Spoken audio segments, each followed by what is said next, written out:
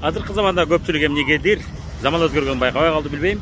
Бирок сен өз турмушуңду жакшы өзгөрүш үчүн азыр эч кандай мамлекет, өкмөттү күтүштүн кереги жок. Болгону бизнес башта, нолдон бизнес баштасаң болот. Ага толтура мүмкүнчүлүктөр бар. Эч кандай вложениянын кереги жок. Мисалы үчүн бизде ушундай вариант бар деп айтып берсең, ага шык керек да дешет. Азыркы заманда шыктын кереги жок. Эгерде эч ким үйрөтпөсө, эч ким сырынан бөлүшпөсө, эч ким сабак өтүп бербесе, силерге акысыз. Ийгиликке жеткендер өздөрү ошол ишти жасап, ийгиликке жеткендер сиз үйрөтпөсө, анда шык керек.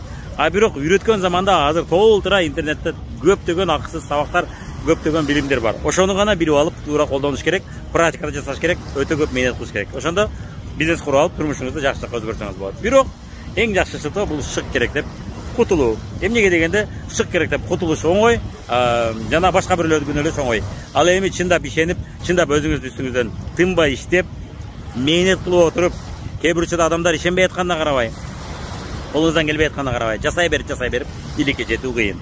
Алгач шык пайда болуш үчүн, жөндөмдүүлүк пайда болуш үчүн, чынында жөндөмдүүлүк керек. Жөндөмдүүлүк пайда болуш үчүн башында колуңуздан келбесе да жасай бериш керек болот.